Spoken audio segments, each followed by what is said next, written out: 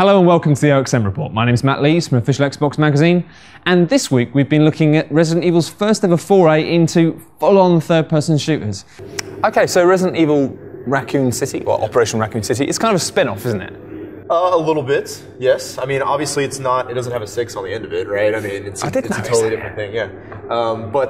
It takes place during Resident Evil 2 and 3 time period, but it's the sort of, backside story of everything that's happening. So it's not a complete, spin-off in the sense that it's completely newfangled characters in a completely newfangled scenario and something that, fans aren't going to care about. We've tried to ground it inside the Resident Evil universe and give it its own credence and give it its own sort of reason for fans to care about it if you like Resident Evil. But you do have your whole kind of alternate reality stuff going on as well, obviously, because you're kind of playing a squad that works for Umbrella? Yes, yeah. So you play as 6 of the USS Umbrella Security Service guys, and no longer is your objective to survive in an outbreak. Your objective is to kill survivors, get rid of evidence, and make sure that nobody can connect Umbrella to the tragic events in Raccoon City. So you can do things like kill Leon Kennedy. You can mess with the canon a little bit. You can also walk the line, right, and just leave the story intact as well. So we've been very careful to construct a story that will not interfere with Resident Evil 2 and 3, but we've also, deliberately sort of diverged from the past to allow players a little bit of creative choice to affect the canon and kind of choose their own path, so to speak. And it seems like this does really serve a function, the fact that there were a lot of people who really kind of, they get Resi 5, they get Resi 4, and they're just like, I want something more action. Do you think this hopefully might pave the way for allowing Resi 6 to maybe just take a step back from that again and just do something survival horror without having to pander to these people? Well, I don't know. I've never heard of anything called Resident Evil 6, so I have no idea what you're talking about. But an inevitable mystery sequel. This is absolutely an opportunity and an effort to please not only Resident Evil fans, but also try to invite action fans and new people who maybe weren't necessarily keen on the controls for RE4 or RE5 or didn't like the idea of survival horror, to invite them into the Resident Evil universe and say, hey, cover system, action, plenty of ammo, go, right? Just shoot at stuff.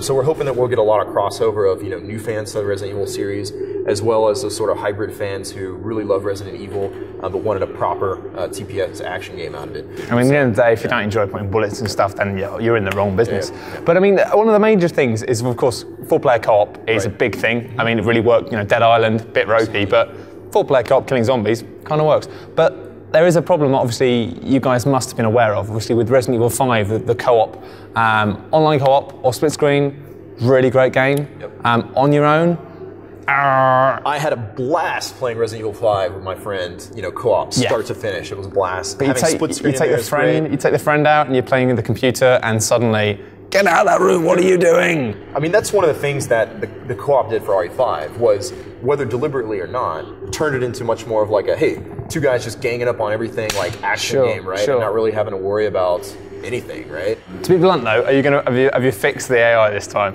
If you've chosen, medic on your team or a field scientist on your team, they're going to be smart. If you're low on health, they're going to heal you. If you're infected, they're going to, cure you with an antiviral spray.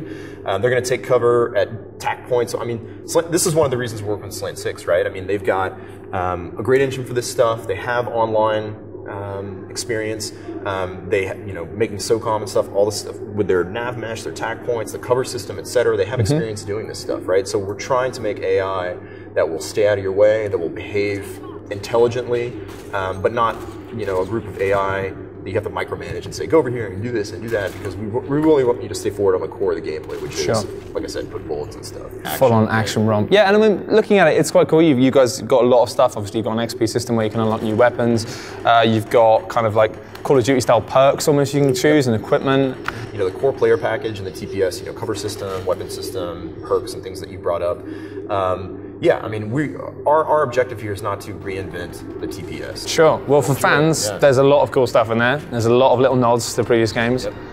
For anyone who's not really played Resident Evil games before, might fancy shooting some zombies, what's your 10-second pitch? 10-second pitch is, typical TPS is you got Team A, Team B firing at each other, right? In the Resident Evil universe, you got Team A, Team B, and then you've got zombies, lickers, hunters, tyrants messing up the mix with our 3-corner conflict system. So you're going to get interesting types of multiplayer modes, you get an interesting type of multiplayer rules and scoring. So if you're just sick of the same tired, you with a gun, me with a gun, shooting each other, and you want something that's a little fresh and interesting, look to Raccoon City.